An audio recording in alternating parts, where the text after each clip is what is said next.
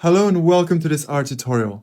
So we did the main steps, we cleaned all the text, all the reviews, we created our bag of words model, and now we have to do one more thing, which is of course to build our machine learning classification model, and we can do that because we have all our independent variables in this sparse matrix DTM here, built thanks to this function document term matrix, and besides we applied a filter here to remove the non-frequent words, well, a few of them, but still, this considerably reduced the number of words in the matrix, so that's always good for our model to run faster. Alright, so now let's build the model. So what we'll do is go to our files to get back to the part 3 classification, because what we'll do, of course, is take a classification model that we already built, and we will apply on our text here, because out of this text we managed to create a matrix of features containing the independent variables. And of course, we have one dependent variable, which is the second column of our dataset, the liked column, which tells if yes or no, the review is positive. So we have everything, and therefore we only need to take our model now, and therefore we go to part 3 classification, and here we can find all our classification models. All right, so which one to pick, which one to choose for natural language processing? Well, in general, based on experience, the most common classification models used for natural language processing are naive Bayes, decision tree, or random forest. You also have the CART model, which is another type of decision tree model, and you also have the maximum entropy model, which is based on entropy as well, like for decision trees.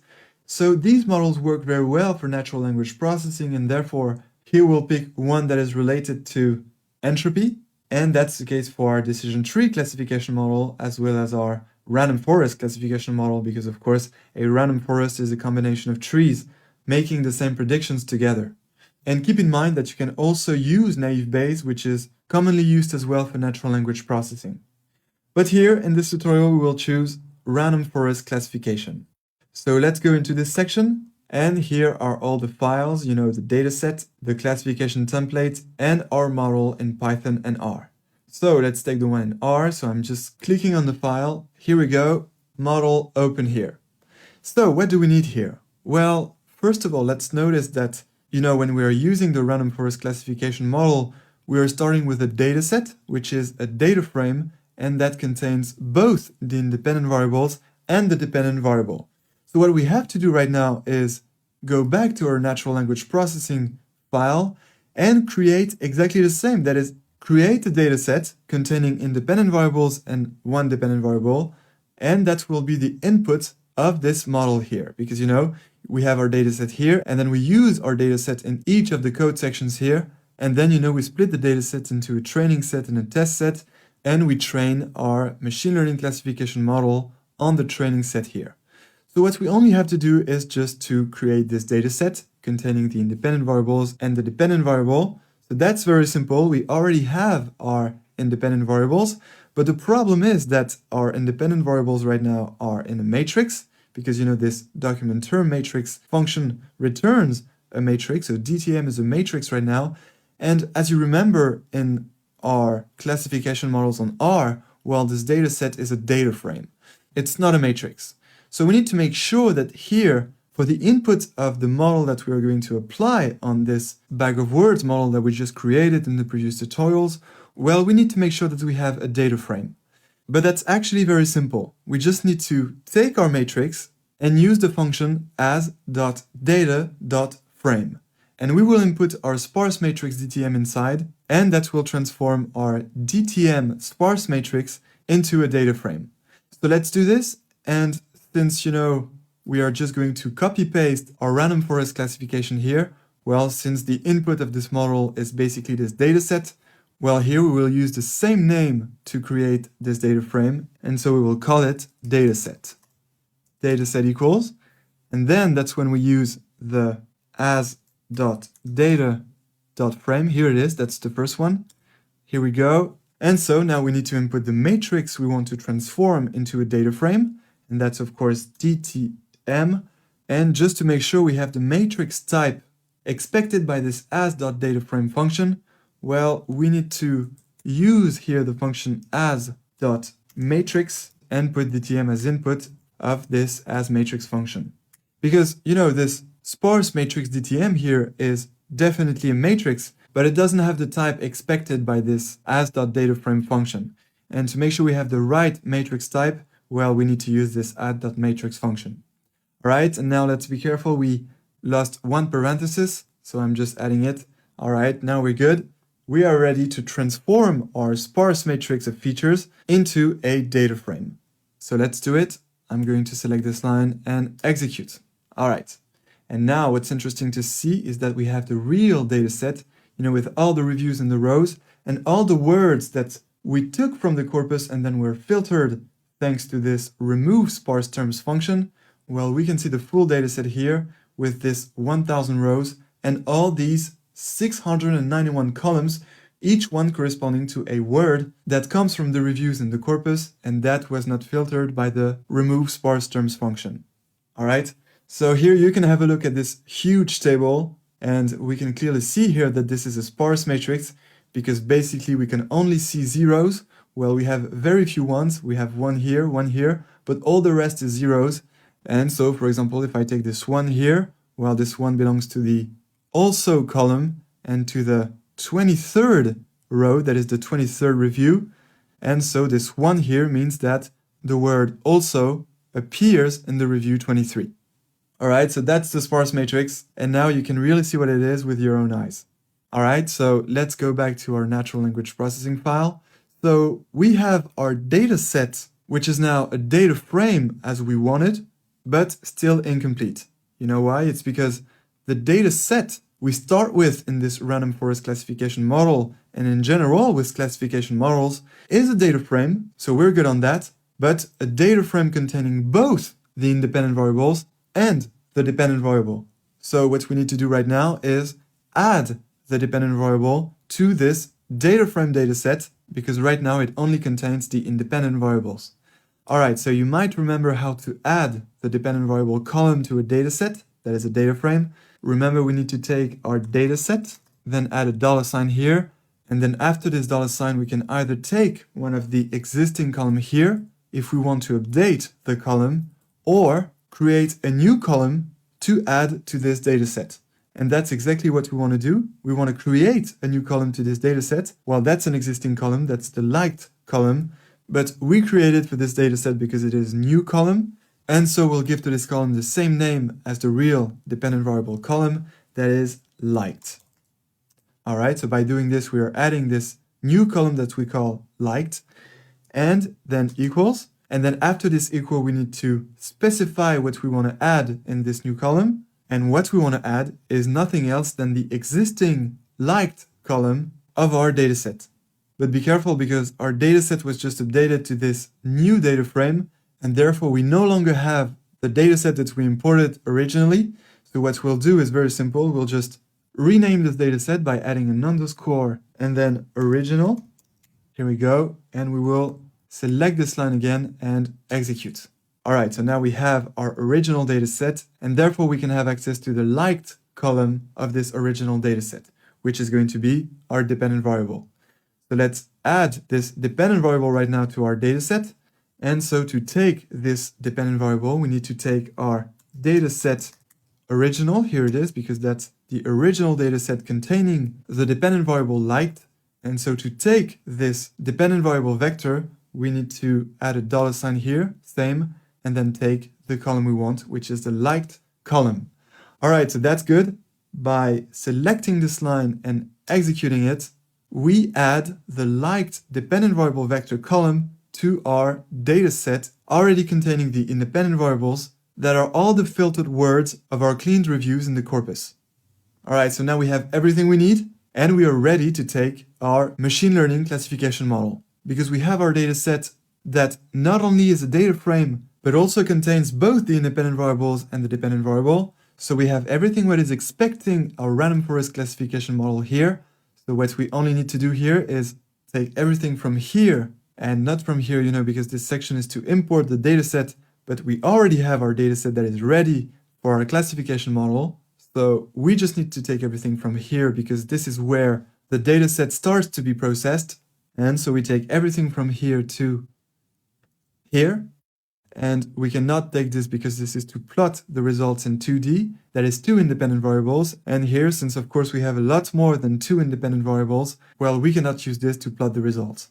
But we will definitely have a look at the confusion matrix to see the number of correct predictions as well as the number of incorrect predictions so that we can evaluate the model performance. All right, so let's get back to our natural language processing file, and we will paste our random forest classification model right here. All right, so now we just need to modify a very few things because everything is basically ready, but let's see what we can modify. Well, first here in the section that encodes the target feature as factor, well, of course, we need to replace this purchased dependent variable, which was the dependent variable in part 3. Well, we need to replace it with our new dependent variable, which is liked. All right, and same here. We replace purchased by liked. All right, good for this section. Then in the next section, we split the data sets into the training set and the test set. Well, that's very important to do this unless you want to create a new review. But we will train our random forest classification models on, say, for example, 800 reviews, and we will test the predictive power of random forest on 200 new reviews on which our random forest classification model was not trained, and therefore these 200 reviews in the test set will be new reviews for our random forest classification model, and so we will see how it manages to predict whether each of these 200 reviews is positive or negative. And then that's in the confusion matrix that we'll see the number of correct predictions and the number of incorrect predictions in this 200 new reviews. All right, so that's what is done in this section. And since I just gave as an example 800 reviews to train the model and 200 reviews to test it, well, let's go with this choice of numbers. And so we need to change the split ratio here to 0.8 because that's 80%, and we have 1,000 reviews, so 80% of 1,000 reviews is 800 reviews to go to the training set, and therefore 200 reviews to go to the test set. All right, so that's good. And of course, let's not forget to replace the purchased variable here by our new dependent variable that is liked. All right, so I think we're good with this section. So now let's move on to the next one. The next one is about feature scaling. And so here, do we need to apply feature scaling? Well, not really, because we only have zeros and ones in the sparse matrix of features, and therefore we don't have one independent variable dominating another independent variable, so we don't need to apply feature scaling, so we will remove this section. All right, and so what about this one? Yes, of course we keep this one because this is the section where we build our random forest classification model that will classify the reviews, and that's where we train the random forest classification model on the training set. And therefore, here we need to change two things. First, the index here that is the index of the dependent variable that we need to remove from X, because X is supposed to be the training set without the dependent variable. So we need to remove it, but the index of our new dependent variable liked is not 3, but is 692. We can see that here very easily. So let's replace 3 by 692. All right. Good, and now the second thing that we need to change is, of course, this purchased here that we still need to replace by liked. This way. And then if we want, we can train our random forest classification with more trees. Right now we have 10 trees, so we will keep 10 trees. That might be enough for our 1,000 reviews, which is quite a small number of reviews, and especially our 692 words columns that we have in our sparse matrix of features. 10 trees might be enough, but of course you're welcome to try more random forest classification models with more trees. So we're good with this section, and now let's move on to the next one. The next one is about predicting the test set results, so making the predictions on 200 new reviews that our model won't know anything about, and therefore for these new reviews our model is going to try to predict if those reviews are positive or negative. And therefore it will be very interesting to see if it's making some correct predictions on new reviews. So right now it's the same. We have to replace this index here that corresponds to the index of the dependent variable. And so we need to replace 3 by, of course, 692. That's exactly the same as we did for the training set here. And so now we're good for this section. We're finally getting to the last section that is making the confusion matrix. That's the interesting section that will tell us the number of correct predictions and the number of incorrect predictions for these 200 new reviews.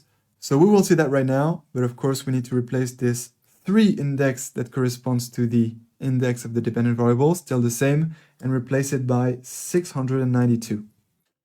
All right, so now everything is good. We are ready to train our random forest classification model on our 800 reviews of the training set, and then evaluate the predictive power of our model on our 200 new reviews in the test set. So let's do it. Since we already executed everything up to here, what we need to do now is just select everything from here to the bottom, and now we're good. We just need to press Command or Control plus Enter to execute, to train the model and test it on the test set, and eventually have a look at the number of correct predictions and the number of incorrect predictions on 200 new reviews. So let's do it. I'm going to press Command plus Enter to execute. And here we go. Everything worked properly. Great. So let's have a look. We will have a look at the confusion matrix, of course, by typing here CM in the console. Here we go. So let's see what we have. We have 79 correct predictions of negative reviews, 70 correct predictions of positive reviews, 21 incorrect predictions of negative reviews, and 30 incorrect predictions of positive reviews. All right, so that's actually not too bad. Because we only had 800 reviews to train the model, that's not much when you're working with text, and therefore 30 plus 21 equals 51 incorrect prediction is not bad out of 200 new reviews when you know that you trained your classification model on only 800 reviews. And actually, let's have a look at the accuracy. The accuracy is the number of correct predictions, that is 79 plus 70, divided by the total number of observations in the test set, and that is 200. So let's have a look at the accuracy, pressing Enter here, and the accuracy is 74.5%. So again, that's not bad considering the fact that we trained our model on only 800 reviews, and you'll clearly see that if you had a lot more reviews to train your classification model, you will get a much better accuracy. Alright, so that's the end of natural language processing in R. Congratulations for having completed all this, creating the bag-of-words model, training a classification model in this dataset. But that's not the end of your natural language processing journey, because right after this video, you'll get a little challenge. So I will let you find out about that, and until then, enjoy machine learning!